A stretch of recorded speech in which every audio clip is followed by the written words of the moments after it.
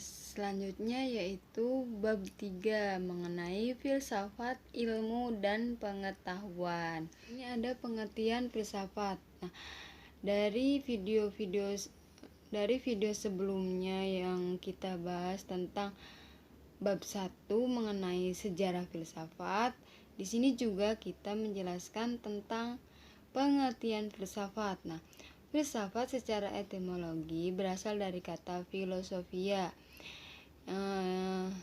Dari filosofia ini terbagi menjadi dua kata, yaitu philo yang artinya cinta dan sophia yang artinya kebijaksanaan. Maka filosofia adalah cinta kebijaksanaan.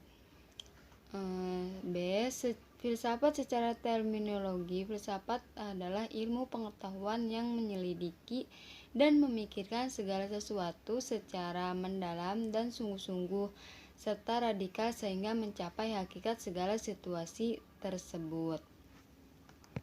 Ciri-ciri filsafat yaitu 1. Menyeluruh. Artinya menyeluruh ini pemikiran yang luas karena tidak membatasi diri dan tidak hanya ditinjau dari satu sudut pandang tertentu.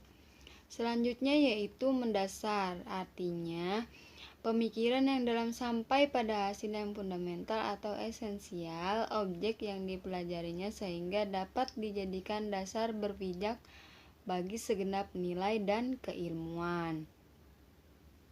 Selanjutnya yaitu spekulatif. Nah, artinya hasil pemikiran yang diperoleh dijadikan dasar bagi pemikiran selanjutnya. Hasil pemikiran filsafat selalu dimaksudkan sebagai dasar untuk menelusuri bidang-bidang pengetahuan yang baru. Selanjutnya yaitu ciri-ciri berpikir secara kefilsafatan menurut Ali Mudofir, yaitu 1. Berpikir secara radikal. Nah, berpikir secara radikal ini berasal dari bahasa Yunani, yaitu redix yang artinya adalah akar. Maka berpikir secara radikal adalah berpikir sampai ke akar-akarnya, berpikir sampai pada hakikat, esensi, atau sampai ke substansi yang dipikirkan. Selanjutnya yaitu berpikir secara universal. Nah, berpikir universal ini kan kita sebut juga berpikir secara umum ya. Berpikir tentang hal-hal serta proses-proses yang bersifat umum, dalam arti tidak memikirkan hal-hal yang parsial. Selanjutnya yaitu berpikir secara konseptual. Nah, berpikir secara konseptual ini merupakan generalisasi dan pengalaman tentang hal-hal serta proses-proses individual. Selanjutnya yaitu berpikir secara koheren. Nah, berpikir ini artinya sesuai dengan kaidah-kaidah yang logis. Selanjutnya yaitu berpikir secara sistematik. Nah, berpikir secara sistematik ini kita sebut dengan sistem. Nah, sistem di sini ini merupakan kebulatan dari sejumlah unsur yang saling menghubungkan menurut tata pengaturan untuk mencapai suatu maksud dan menunaikan sesuatu peranan tertentu. Selanjutnya yaitu berpikir secara komprehensif atau dicirikan dengan mencakup secara menyeluruh atau berpikir secara kefilsafatan. Berpikir secara kefilsafatan di sini itu merupakan berusaha untuk menjelaskan alam semesta dan secara keseluruhan. Selanjutnya yaitu berpikir secara bebas. Berpikir secara bebas ini sampai batas-batas yang luas, maka setiap filsafat boleh dikatakan merupakan suatu hasil dari pemikiran yang bebas. Selanjutnya yaitu berpikir secara kefilsafatan dicirikan dengan pemikiran yang bertanggung jawab. Maksudnya itu seseorang yang berfilsafat itu orang yang berpikir sambil bertanggung jawab. Pertanggungjawabannya yang pertama adalah terhadap hati nuraninya. Di sini ditampakkan hubungan antara kebebasan berpikir dalam filsafat etika yang melandasinya. Selanjutnya yaitu pengertian ilmu. Kata ilmu berasal dari bahasa Arab alima dan berarti pengetahuan. Dalam bahasa Indonesia dengan istilah sains yang berasal dari bahasa Latin yaitu skio, skire yang juga berarti pengetahuan. Jadi ilmu adalah pengetahuan. Nah, macam-macam jenis ilmu. Yang pertama yaitu ilmu praktis.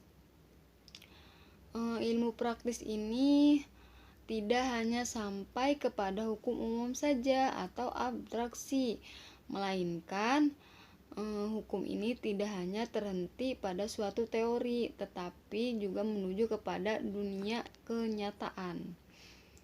Yang kedua adalah ilmu praktis normatif. Nah, ilmu ini memberikan ukuran-ukuran atau kriterium dan norma-norma. Selanjutnya ilmu praktis positif. Nah, ilmu ini juga memberikan ukuran atau norma yang lebih khusus daripada praktis normatif. Norma yang dikajinya adalah bagaimana membuat sesuatu atau tindakan apa yang harus dilakukan untuk mencapai hasil tertentu. Selanjutnya yaitu ilmu spekulatif ideografis.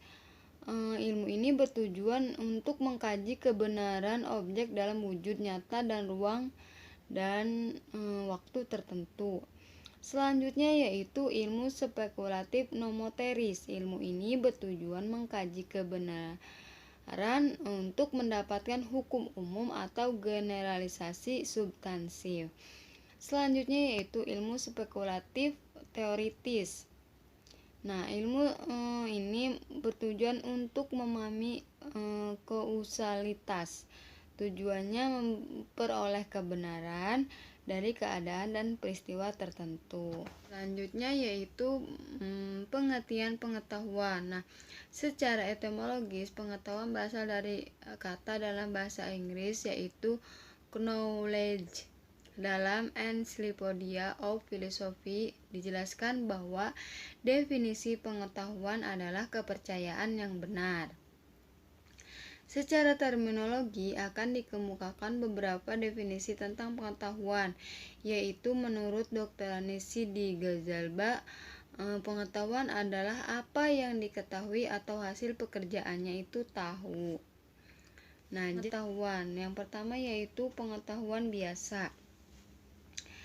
Pengetahuan biasa ini dalam filsafat dikatakan dengan istilah common sense, sering diartikan dengan good sense karena seseorang memiliki sesuatu di mana ia menerima secara baik. Yang kedua adalah pengetahuan ilmu. Pengetahuan ilmu ini ilmu sebagai terjemahan dari sains yang pada prinsipnya merupakan usaha untuk mengorganisasikan dan mensistematiskan common sense, suatu pengetahuan yang berasal dari pengalaman dan pengamatan dalam kehidupan sehari-hari. Yang ketiga yaitu pengetahuan filsafat, yakni pengetahuan ini diperoleh dari pemikiran yang kontemplatif dan spekulatif. Pengetahuan filsafat lebih menekankan pada universalitas dan keadaan kajian tentang sesuatu. Selanjutnya yaitu pengetahuan agama. Nah, pengetahuan agama ini yaitu pengetahuan yang hanya diperoleh dari Tuhan lewat para nabi atau para utusannya. Pengetahuan agama bersifat mutlak dan wajib diyakini oleh pemeluknya. Nah, selanjutnya adalah perbedaan pengetahuan dan ilmu. Dapat disimpulkan bahwa pada dasarnya pengetahuan berbeda dengan ilmu. Perbedaannya itu terlihat dari sifat sistematisnya dan cara memperolehnya. Dalam perkembangan pengetahuan dengan ilmu bersinonim arti, sedangkan dalam arti material keduanya mempunyai perbedaan. Nah, mungkin begitu saja. Wassalamualaikum warahmatullahi wabarakatuh.